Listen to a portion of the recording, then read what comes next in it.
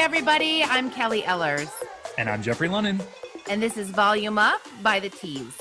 Kelly, this is our first episode, and we want to have our listeners get to know us a little bit better. We obviously know each other. We've worked together for a number of years, but our listeners might not know us. So we thought that it would be fun to ask each other some questions and make sure that they get to know us a little bit better. You are famously the daughter of a hairstylist. You talk about your mom a lot and what that was like. Tell us a little bit about that. My mother was a salon owner and stylist for 40 years. And, I think in a lot of ways, I was her helper around the salon. I think if you haven't folded those little towels that you get your hair wrapped up and dried with, you just haven't lived, right? You've commented about her experimenting with you and your brother's hair over time. What was your most favorite look growing up? Yes, this was, I'm a child of the 80s and 90s. Yikes. Love So, it. amazing anyway, time to be a child. But the Iconic hair, looks. iconic. The hair, I don't think there was ever a day that my mom wasn't like, "Hey, Kel, can you fluff your hair up a little higher?" So that's the world that I lived in. But as far as experiments on me, I had them all. The higher the hair, the closer to God. That's a true life motto for me. Still, fashionable or not, but it's real. My brother really took the cake.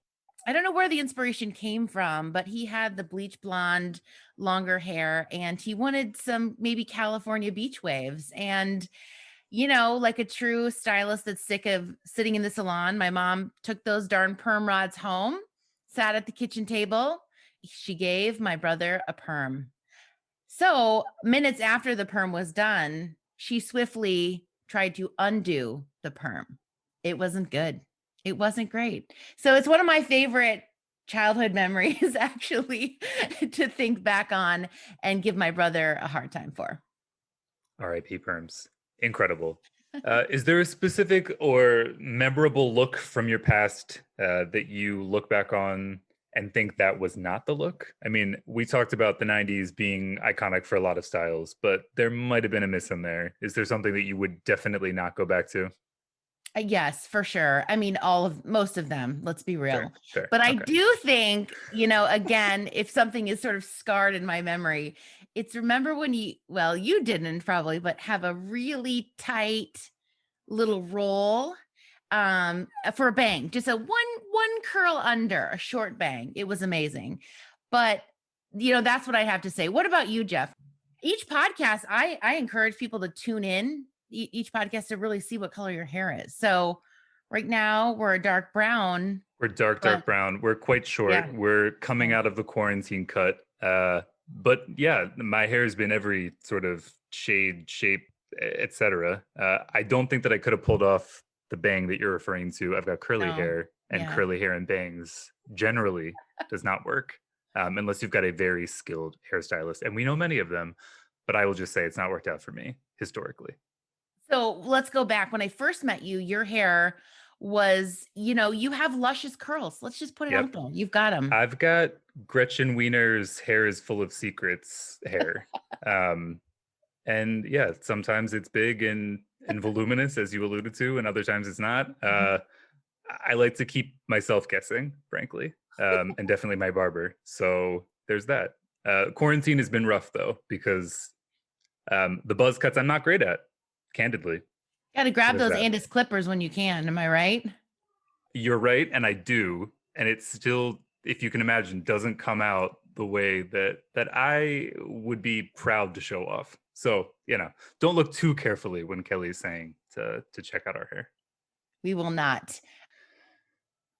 All right. So, in addition to your mom, who was an incredible stylist, long time putting you through the ropes with different hairstyles, and your brother as well, you mentioned your dad was an entrepreneur. What was that like for you guys growing up? What was he into? Walk us through some of that. Yeah, I would say, I always say my dad was a serial entrepreneur, but can't be remiss and say my mom wasn't as well. Maybe not Totally. serial, but started a venture and stuck with it for 40 years, which is a talent in itself. But, my dad is a wild creative. And Jeffrey, we've known each other for a while. I think if someone said, "Hey, Can you get me to the moon? I'd say, you know what? I just need 48 hours and Elon Musk. We're going to do it. We got this. So I think growing up in a household where you were free to kind of dream about bigger things and know that failing was okay and part of the journey has certainly stuck with me throughout my career. So you've talked a lot about then entrepreneurship and hair being in the blood, which brought you to your first big thing, which was the Evoke Agency. Tell us a little bit about how that got started, where it got started, where it's now. Yeah, that was another sort of kind of wild thought. So I started the Evoke Agency, which is a digital PR agency. We do most of our work in the salon professional and beauty space. And prior to that, I was in the agency world, but nothing as sexy as beauty. So I'd always wanted to be there. Talk about the freedom to dream big and fail. I started Evoke right at the heart of the recession in 2010. I was 5 months pregnant with my first child. Call it pregnancy crazy hormones, but it was all on the table. And I say we because there was a we, right? Yeah. Yeah. Yeah. Um, and sort of, I say often the hustle is real, but at that time there were many layers to the hustle. So worked hard for many years and was able to hire some incredible people along the way to help guide the growth and vision of the agency, and also incredibly lucky to kind of wiggle our way in with some of the best brands in the industry that are still our clients today. So speaking of wiggling, one of the wiggle spaces that we've gotten into is PR, and it's been a big chunk of what we've done as an agency over these last 10 plus years. Talk to us a little bit about what the salon professional trade media space has been like. What challenges have you seen for clients?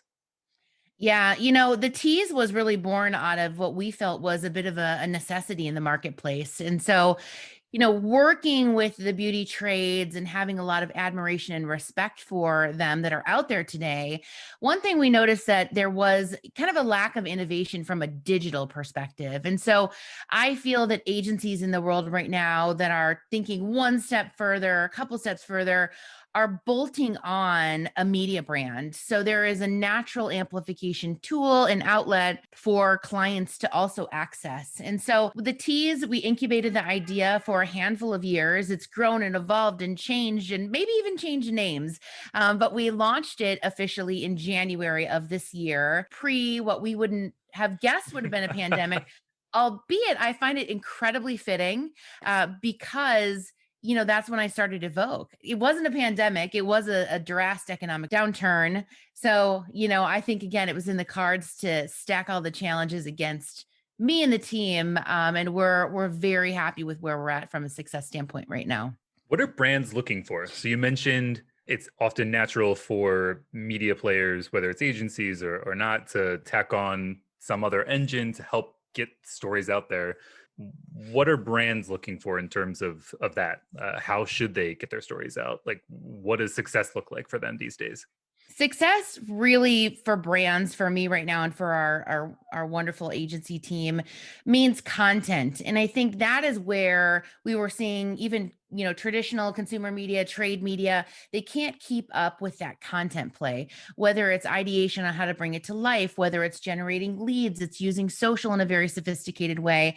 It's really about content, telling that story, pulling it forward, understanding the algorithms, and there's also a barrier from a pay to play perspective. So it's making sure that yes, you've got it. Yes, those great stories are being told, but what is that omni-channel approach to amplifying those both from a paid and organic perspective? So the tease for us, we can tap into incredible agency talent, over a decade of understanding what great storytelling is. We can bring that forward, develop those stories, deliver them on a silver platter for brands, and then in turn amplify them to our audience base of over 820,000.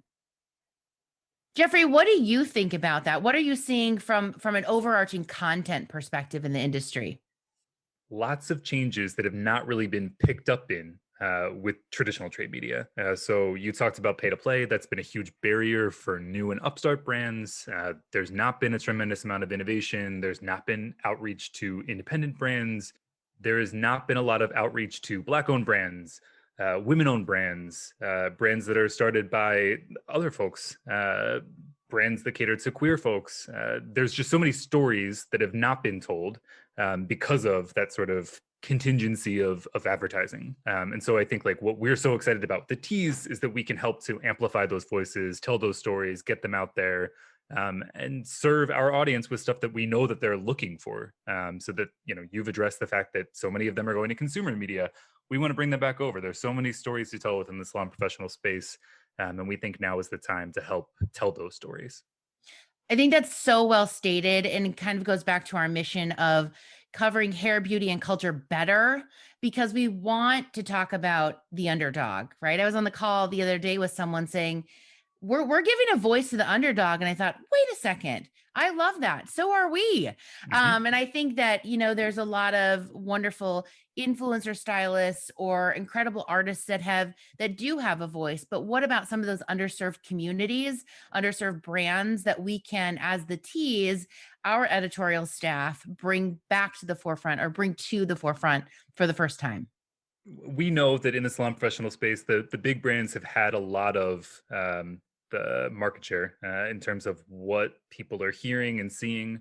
And I think that with the Tees, we're able to help out the underdog, the little guy, the upstart, to help get their product out in front of folks, because it might be just as good as or better than some of the others. And we love that mix. And then bringing in, if you know, let's ask the big manufacturers the real questions, right? What does Yep. clean mean? What are we doing from a plastic and packaging standpoint? What are your sustainability efforts? So, you know, in some ways, giving them a voice to share how they're changing from a corporate responsibility perspective, a diversity and inclusion perspective as well. Absolutely. Do Jeff, it. I have to give you some cred on the Instagram feed and the content. I mean, we are more than just a beautiful hair pick. We want to offer, you know, content that is provocative and pushes the envelope and gets people's wheels turning. So kudos to you on that. Follow us at Read the Tease on Instagram. Hell yes. Please follow. So tune in every Monday. We'll talk through some of our favorite articles on the site, our rants about what's going on in the Salon Pro world, and interview founders, tastemakers, and industry icons. After the break, we'll be talking with Ray Civello, former creative director for Aveda. He's connected with other Aveda royalty to start a new color brand. And Jeffrey, I could not think of a better way to kick us off.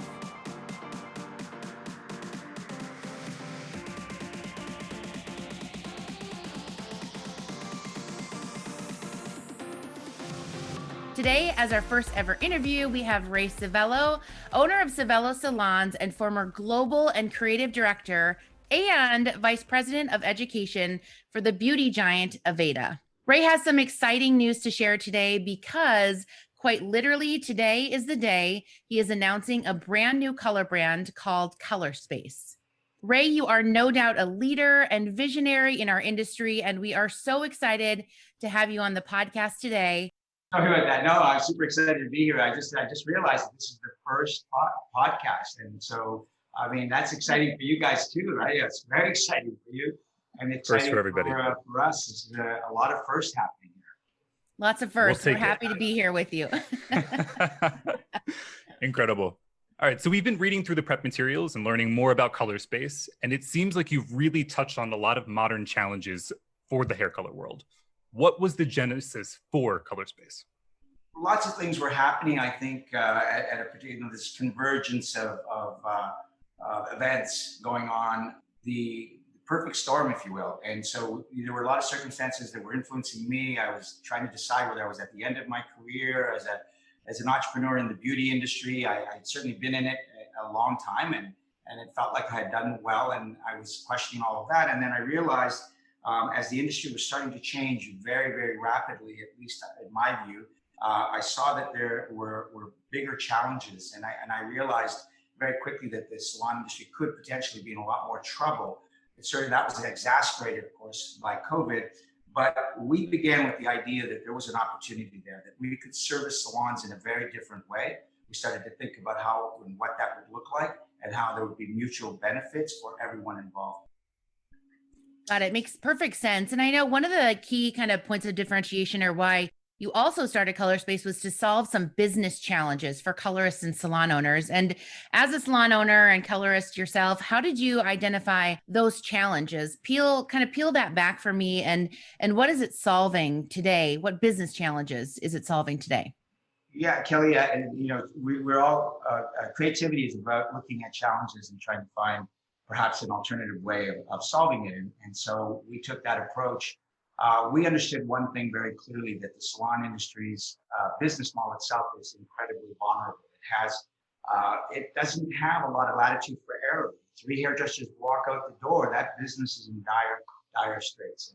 And so we knew that profitability, the business model itself, and we looked at profitability and how could we impact profitability in a positive way? How could we not just support with business education, which is wonderful and amazing, teaching people how to run their own businesses, but how could we in fact find new ways to actually inject cash into that business? So we really looked at that, and obviously we're salon owners. I have also been the distributor for Aveda in Canada for many years. And I understand small business challenges, large group salon challenges. There's a variety of different challenges that each of those levels experiences. It's not always the same. But at the end of the day, the business model itself is what it is today. And why it's difficult is because if you look back historically, I think it begins with the price of a haircut.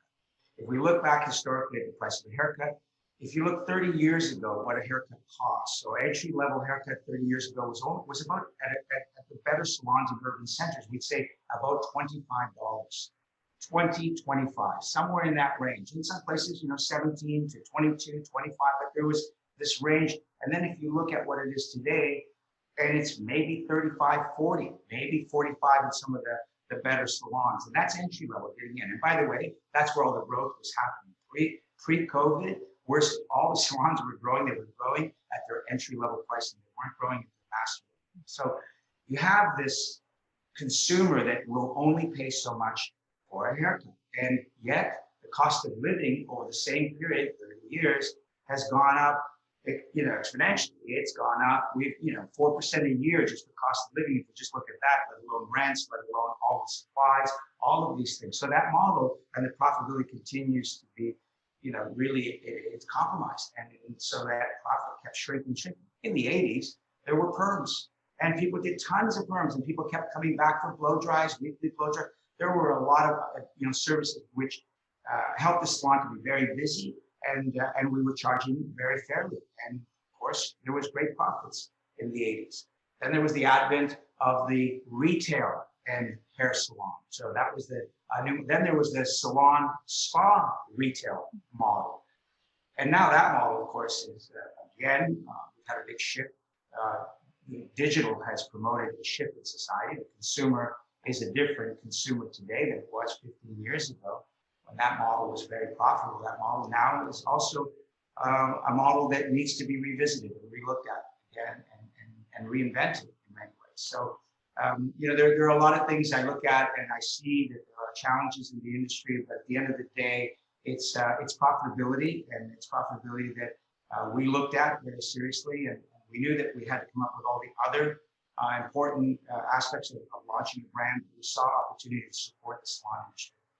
Got it. And okay, I have two things. Number one, first of all, I don't know if you know this, but my mom was a salon owner and stylist for 40 years. And so when you said perm in the 80s, automatic flashback to my dad who would get perms. The salon I worked in, where men were only allowed to come on Wednesday evenings. After hours, the men were allowed to come, and a lot of them got perms on Wednesday evenings. There you go. I mean, it was Tom Selleck full all the way. Mustache perm, you got it. Incredible. And then second, you talked about some of those things pre-COVID. Talk to me a little bit about how Color Space, obviously related to color, is really going to help solve some challenges now post-COVID. For me, there were in creating a color line, hair color line. It's a mammoth task. I mean, what a challenge that we took on. First of all, because it's probably more difficult to have a hairdresser change their hair color line than perhaps a wet line. So we didn't actually go about entering into the business as a product maker, and we didn't take these as channel lines. So we went into hair color We had a great understanding of hair color. We understood how to support the salon from an education perspective. We've always been strong educators. The team, the group, Lupe Boss, as you know, is my partner in color space. We were deeply rooted in support.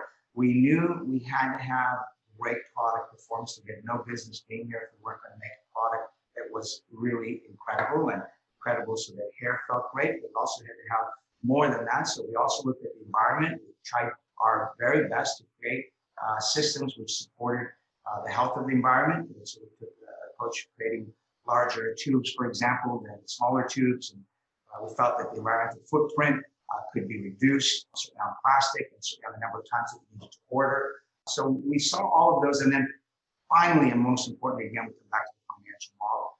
And we knew that hair color was a business that certainly was going to be renewable. There was going to be a repeat with clientele coming in on a regular basis. Where haircuts have gone longer now in the cycle of COVID. Well, we know that we know home hair color, for example, grew again through COVID. We know that the companies that specialize in that area grew 6 times during COVID. It's ridiculous how that grew. So a lot of people got their hair done at home. And what was wonderful about that is we also did hear from a lot of people how much they appreciate their hairdresser all that much more now because they really did enjoy the experience of getting their hair color done at home. So hair color does represent, from a margin perspective, very healthy, profitable opportunity for the salon. Great. That's super helpful. Thanks for sharing that. I know you also, from a science perspective and formula perspective and even research and development, can you talk to me about the relationship with the University of Milano and sort of some of the things you did there? Yeah, I mean, that was the innovation part where we looked at things and we said we have to work with science. We have to look at really what is hair color's chemicals. We're putting chemicals on people's heads, and so we went to Milano and we partnered with our manufacturing partners in Brescia, a really beautiful place, just about 2 hours outside of Milano. And we then were introduced to Professor Rizzi of the University of Milano. He's very well published, I think over 400 published papers, and he's one of the world's authority on the science of color, on how color impacts our lives at every level. He's brilliant. He's just such an amazing and nice guy. And so we got to spend a great deal of time with him. And we learned the science of how we see, how the retina records the image, how that reports onto the brain, how the texture of what the surface we're looking at and how light hits that all impact us, and then our own personal experiences gets pushed into that equation and we see what we see. And we can actually improve the way we see. So we were introduced by him to Mansell, Alfred Mansell, the Mansell Atlas. And so we embraced that and said, this can be a great training tool because once you try it once, if you keep doing it, it teaches your eye to see those very subtle changes in shapes, just very, very subtle. And it'll help you to be able to see hair color better. And then, of course, lighting. The salons suffer greatly from not having great lighting. It's just one of those things that you just never think of. They spend a lot of money on nice chairs and a lot of other decorative things, but the functionality of lighting in the salon is always something they think about at the very end, if at all. So lighting, and so we brought a beautiful, pure white light in that we've introduced into the consultation, and also, of course, when you show. I mean, you know, we have all of us hairdressers working salon watch when the colorist is checking the hair color with the client, walking them outside so they can see perfect daylight. Well, that, you know, we wanted to go do away with that. So we have created a beautiful white lights, pure white lights, very well balanced. It represents the pure rays of light at noon. So it's a really well balanced light. And then what Professor Rizzi discovered was that calibration of levels in the world of hair color wasn't actually scientifically balanced. It wasn't measured equally from one level to another. What I mean by that, here's an example. By level 1 to level 2, and then level 2 to level 3, you would think that the space between is equal, scientifically measured equal. And it actually isn't. It's done in a sort of a visual process, a marketing process, but not actually a scientific process. Therefore, when you mix 3 with 1, you expect to get 2, and often you don't really get 2, you get a version of 2, but not actually 2. So Professor Rizzi identified that, and we worked on creating a hair color, perhaps the first hair color in the world that's fully calibrated. And so you can mix 3 with 1 and you will get 2. You mix half and half, you will get 2. There'll be no variation. Okay, that's unbelievable. And can you answer me this question? Why has a color manufacturer, or why haven't any color manufacturers went down this road before? Sometimes I think, having worked, in larger environments, the smaller, newer, we get to see perspectives that perhaps aren't available. It's just simply seeing things differently, and then people call that being disruptive. When in fact you're just small, and you're agile, and you're fluid. You're able to do things very quickly. And everyone's like, "Oh, that's a disruptor." Well, is it really a disruptor, baby? Because everybody else is kind of a blanket, and they move slowly and very lethargically, and there's got to be lots of signatures before anybody will really contemplate change. Small could see the opportunity, and all we had to say, yes, we want to do that. And I'm pretty sure that we will see other companies do this as well. I'm pretty sure that, for now, it may be a point of difference for us. All good things like this are usually replicated as a compliment. So maybe we can help. So speaking of your background, our understanding is that you're not the only Aveda alumnus on the Color Space team. So how did you put together the brain trust for a project that's as big as this, as innovative as this? You might laugh, because people typically have a real science to what they do, and I do for certain matters. But in this case, I really set out at this point in my life to only work with nice, kind, cool, caring, talented people. And I really didn't want to work with any more assholes. I didn't want to be involved. I just chose differently. And I think that the hooks in the brain, the law of attraction was at work here. And the people that really come together in a very short period of time, and the hours that they put in. I mean, all throughout COVID, there were people working on Zoom from morning well into the evening, having dinner together, working on curriculum, because we were very fortunate. We did all of our product testing just before COVID. So we were able to get that.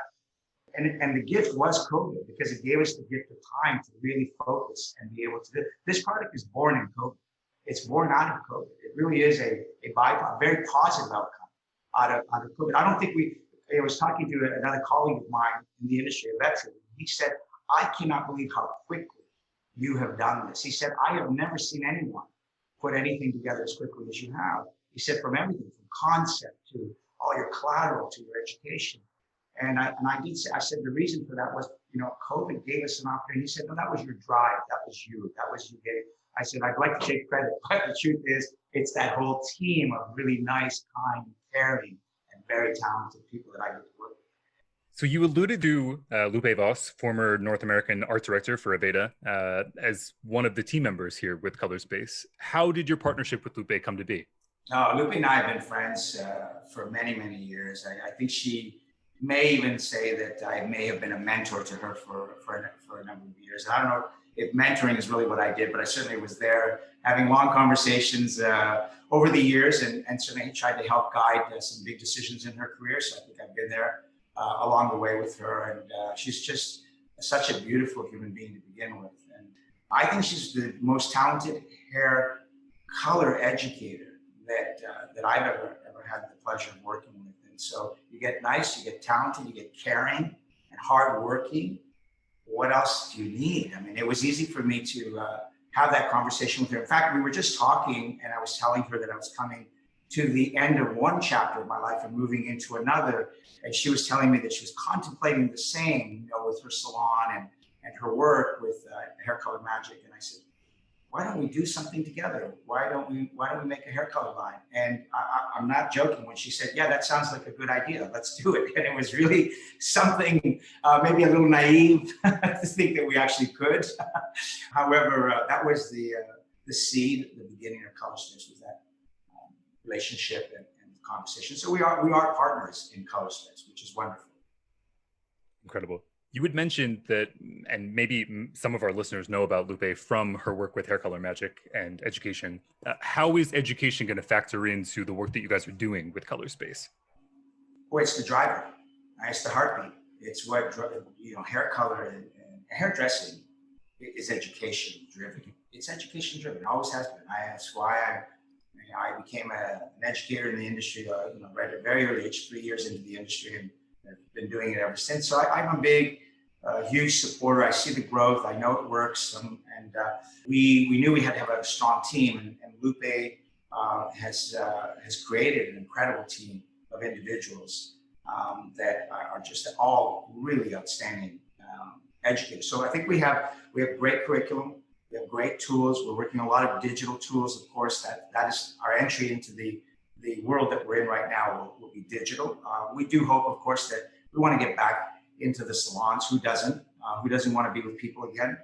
And we're very hopeful that will be sooner rather than later. But in the meantime, we're preparing for the digital world that we live in and how to best do our job of educating and training and develop. So, all the conversion classes to basic training, basic technique classes that we're doing, and then of course some fun and creative techniques and formulations as well. So there's a wide range, really robust curriculum, quite natural to us. And I always will come back to this. I think that what you get with Lupe is not only the knowledge, the innovation of the way that we work at it from how we see first versus how the product works. It's how do we see first?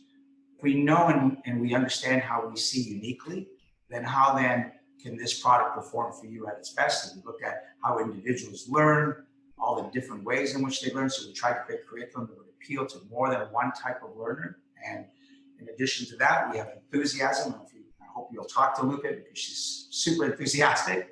And then there's of course the caring part.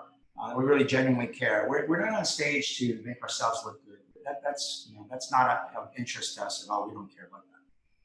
We're here to help. We're here to find other really nice, cool, and caring people and try to do a good job in a real partnership. And this is a true model of partnership. It's not something that isn't sustainable and isn't substantial in what it's going to do. You've addressed that education is the heart of Color Space. And you've talked about your experience as an educator as well, in addition to Lupe. How does your experience as a multi-location luxury salon owner and all of your years with Aveda make this line different, in addition to education and the innovation that you've talked to us about? Yeah, Jeffrey, that if you didn't come to market with something different to begin with, you wouldn't really have a place. So the story has to be different, and we touched on that in the interview with the science of it being quite different. Again, I think the performance had to be better. I mean, the benchmarking that we did, we knew we had to have a very premium performance product, great coverage. It sounds easy. It's a lot of products that don't do it well. So, something that simple, a bleach that leaves the hair feeling better, things along that line. So using natural ingredients to condition, to add moisture and sealants, all of those things were considerations. We knew we had to have a real high performance product. We talked about education. How can you not have a great education program? You have to. And we knew that we really had to provide the salons with financial relief. We knew that. We knew that we had to come up with a different way of doing things. And we focused on all three of these areas equally. And I think that's why we're different. My salon has always been my lab. My salons have always been the lab. It's always been the lens that I can see. But I'm fortunate that I have a beautiful network of wonderful salon owners all across North America and also in Europe. And so we talk to each other all the time. And, we all are sharing in this. One of the great things about Aveda with crisis is people come together. Nice, kind, cool, caring people come together. And this group of my friends, we've shared everything, helping each other. I think the industry has done such a good job to help each other to really get to a better place. And so that same spirit lives in the brand. It had to be great. It had to have a better financial model. You had to have the support to make sure those who were embracing it were going to be successful. You mentioned your relationship with other, salons and kind of the network you've built over the history of your career.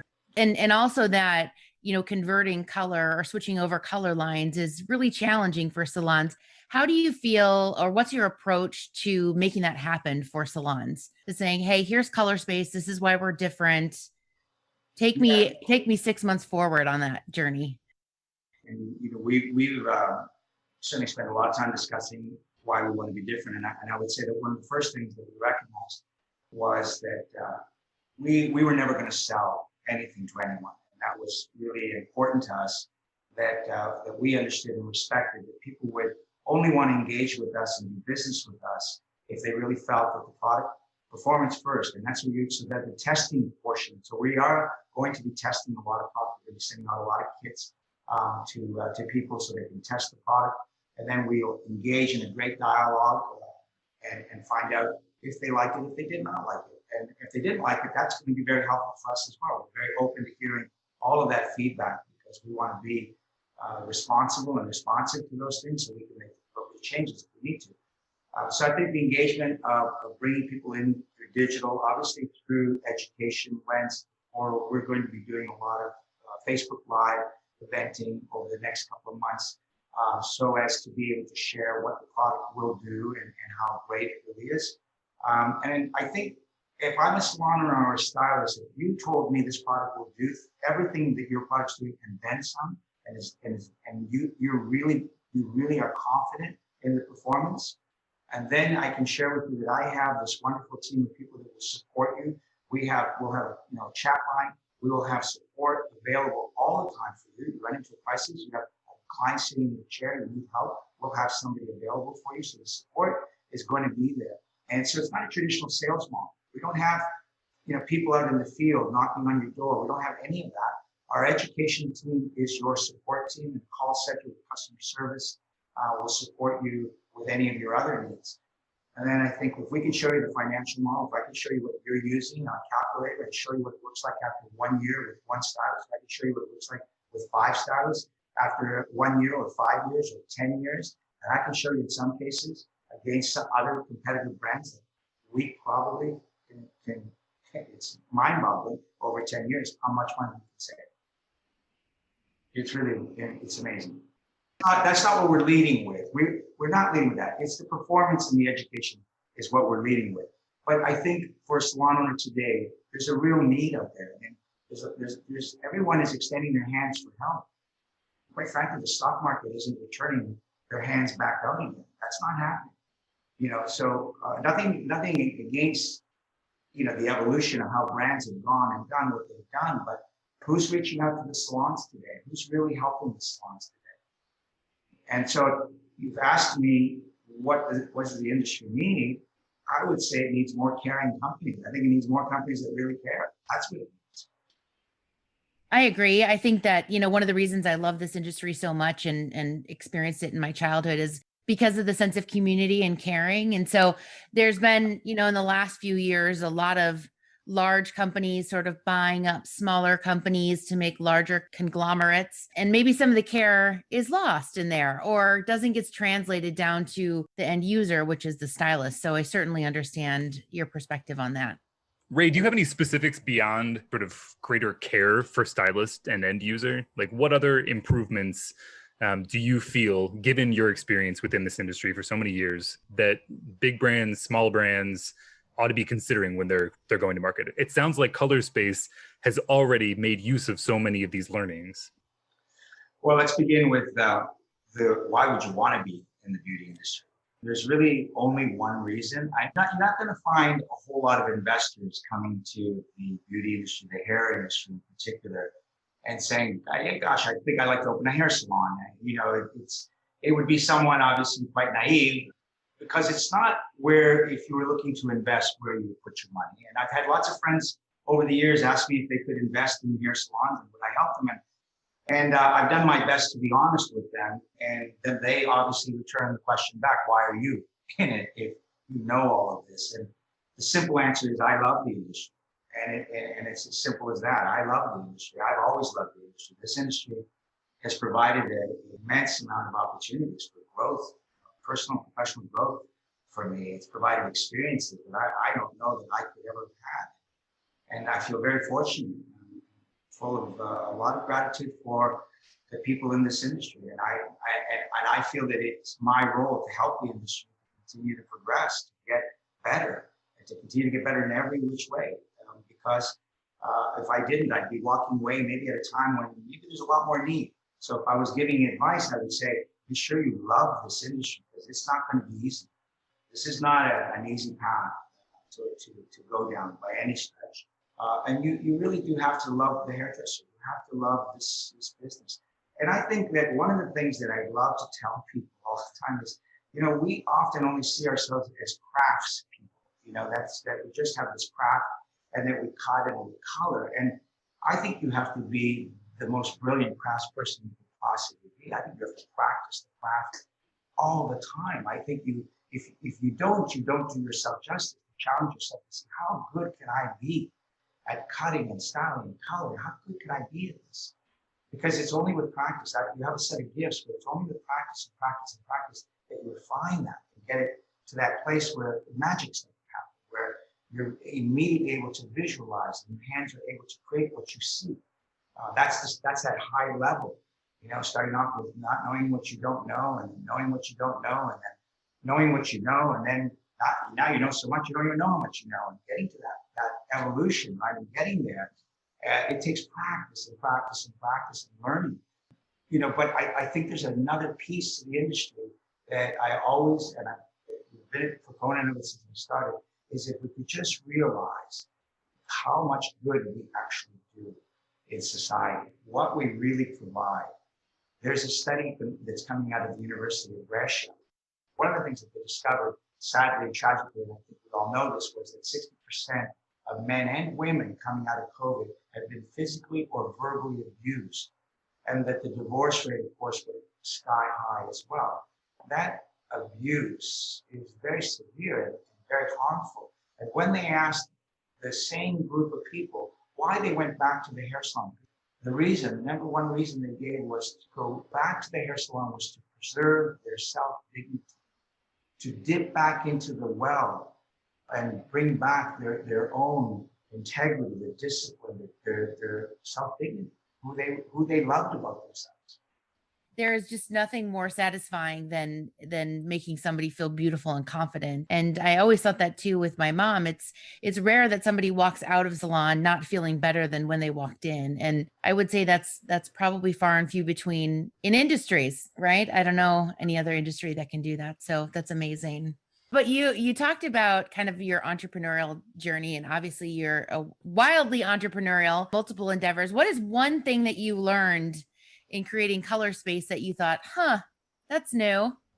What did I learn? I learned so many things that I did not know. It's been a real journey. I mean, a real learning journey.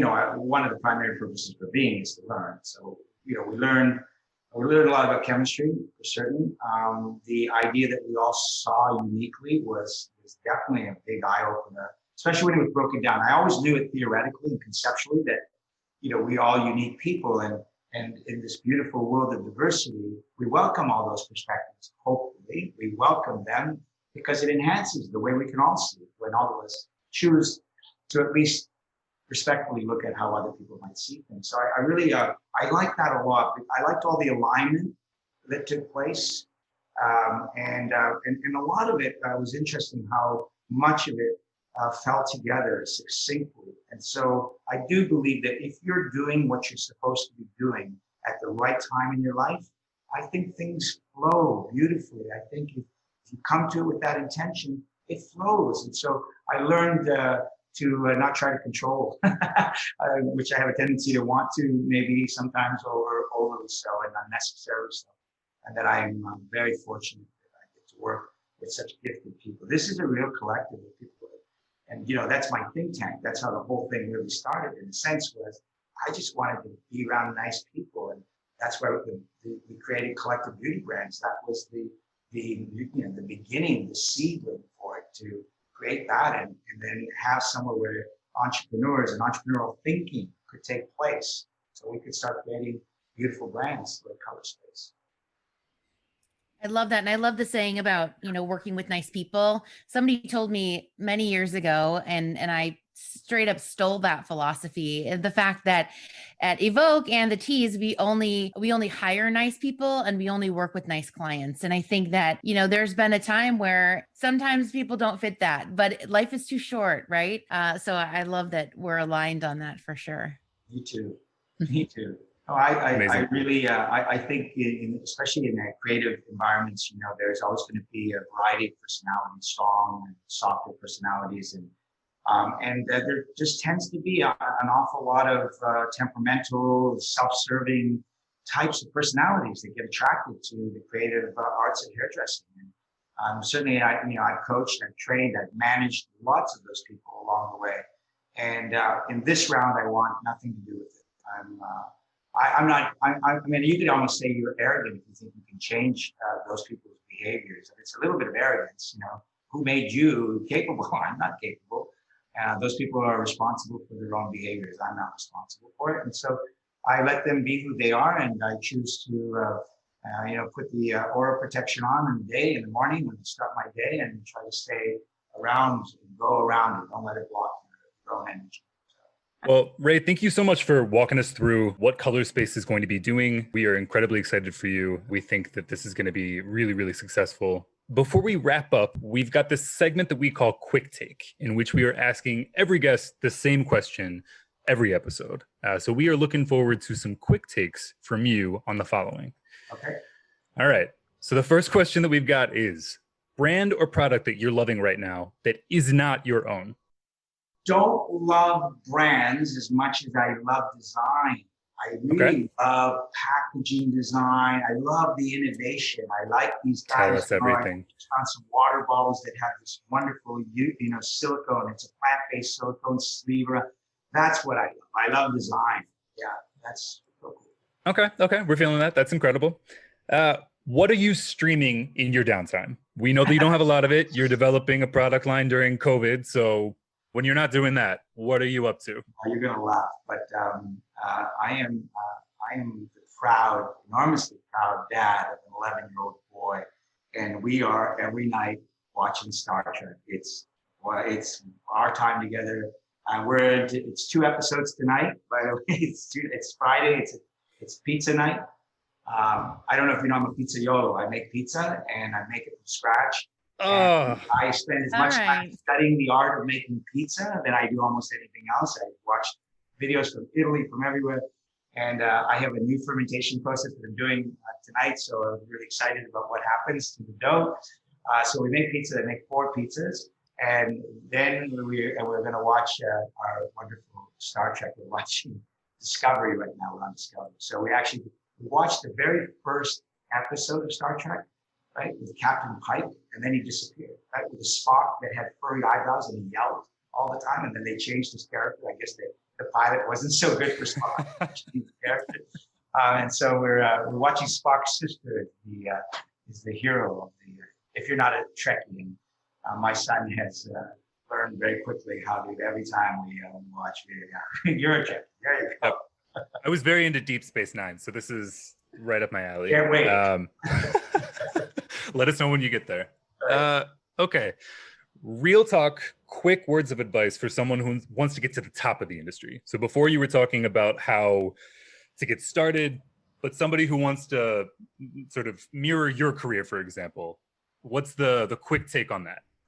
Quick take would be start with being nice, be kind, be appreciative, be respectful. I know they all sound like mom and dad kind of advice, but they really do and are important in this world. And people do appreciate when you are nice and kind, and you show respect to other human beings. I think those are very important qualities.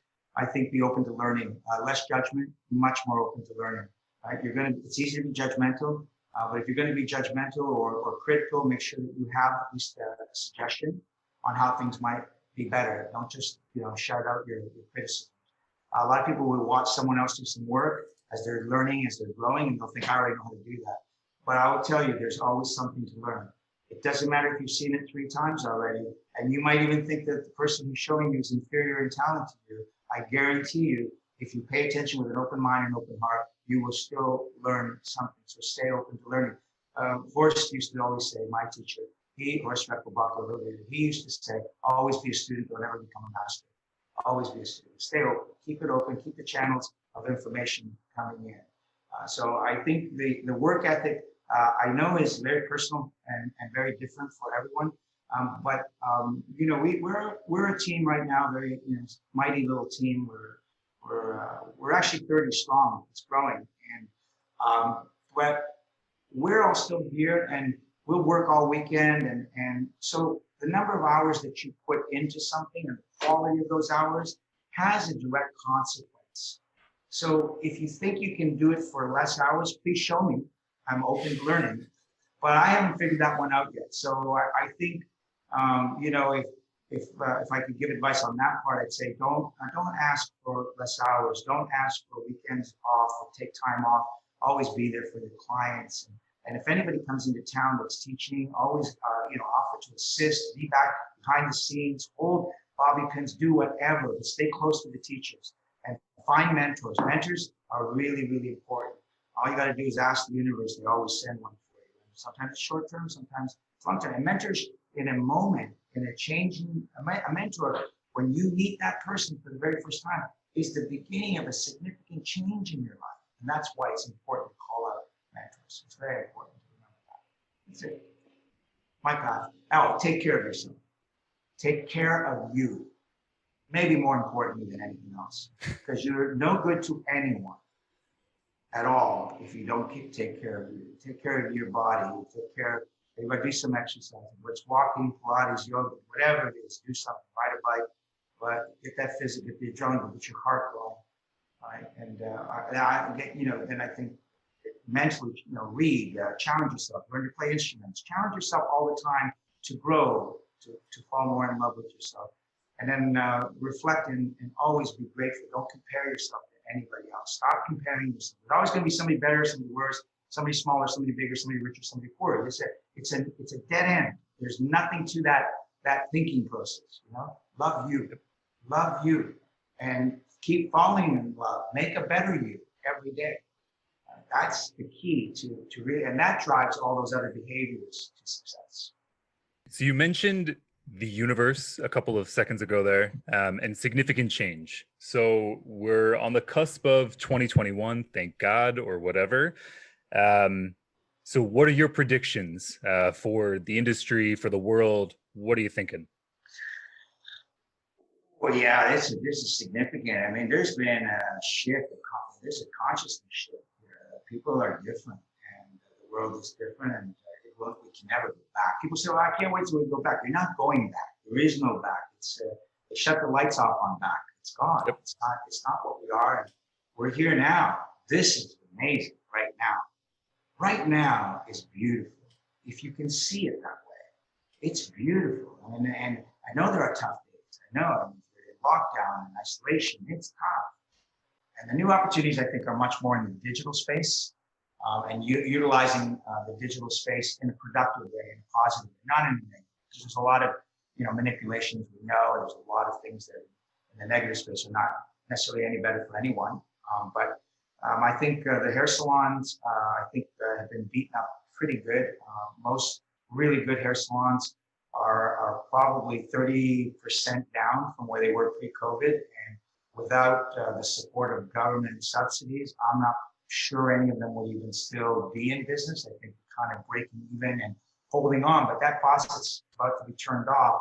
And everybody's going, we need to get more guests, more clients back in the door. We've got to really get back on the recruitment train. And those are the basics and foundations that built those businesses. And so there's going to have to be a lot more work done in that area. I think that, obviously with COVID, there were many, many people that changed their place of employment, more so than at any other time, because what COVID did was it actually created a ground zero. So if I was going to leave before, I would be worried about leaving because I would be leaving at a time when I'd be very busy. And those clients, those guests of mine might still go to that salon. In this case, I could now choose to go somewhere else and start over, and they could start over with me. It presented a much more positive opportunity. And a lot of them left because they wanted to be in their own private space. So the suites grew dramatically. We saw a lot more growth on suites and or booth rental, if you like. I think that there's been some very interesting development there, and the spaces have become much more luxurious and more welcoming. And I think that's pretty interesting too. And I think the cycle here is interesting because that's a short-term reaction. So what happens after that? Typically, things will settle down, and then we'll see how that all evolves. I think now we accept wholly that suites are a legitimate member of the family.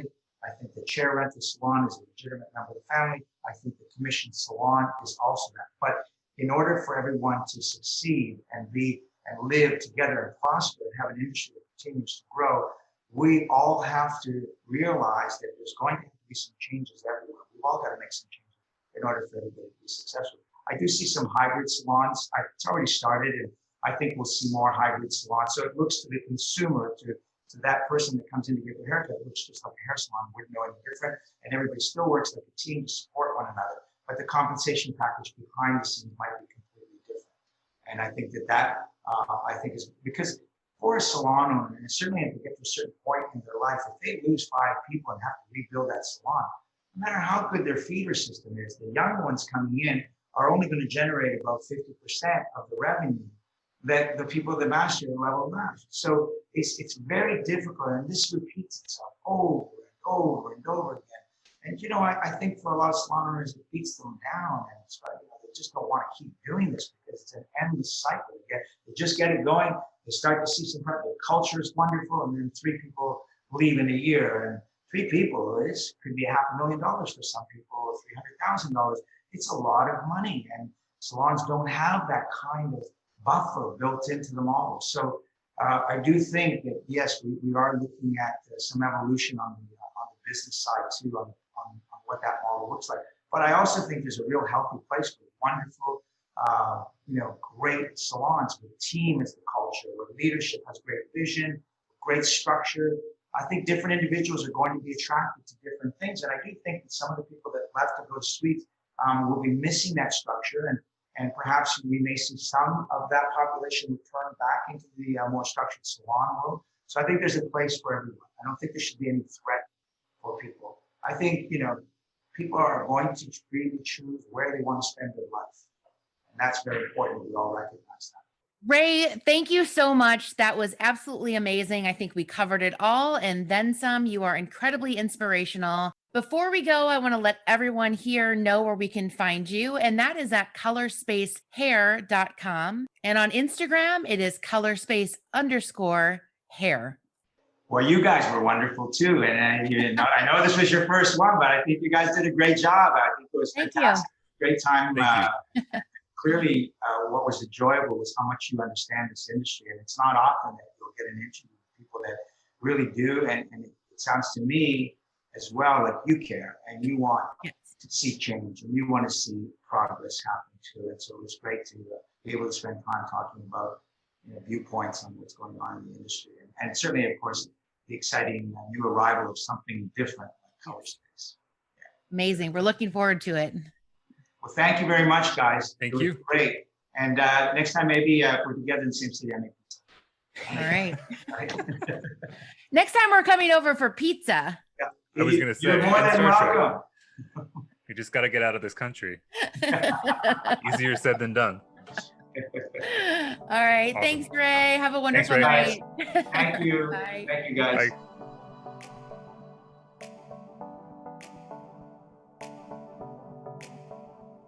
Jeffrey, what an interview. How amazing was Ray? I'm so excited. I learned so Color much. Space to launch. Color Space sounds amazing. I'm looking forward to basically everything. I want to feel the tubes in my hand. He keeps saying that they're bigger. This is a good thing. I want to see what that's about. Yeah. Not to Also- mention the education, right? Lupe, it sounds like she's got it dialed in and their team is ready to roll. The education, the light system that he was talking about, that sounds really Right. interesting. I want to see that in action. I feel like there's nothing but really cool things coming from them, which is exciting. I agree. What a 2020 is not all visionary. bad. Hey, one of the best things to come out of 2020, Color Space. Color Space. We're here for it. Bring it on. Plus Ray making homemade pizzas. And Come on. Yeah. Did he the mention drink. a fermentation he's got happening tonight? I don't know what that means in relation to pizza, but again. Follow up subsequent podcast interview. That's the next episode for sure. Yeah. Well, thanks, Jeffrey. It was a great one. Have a good one, guys.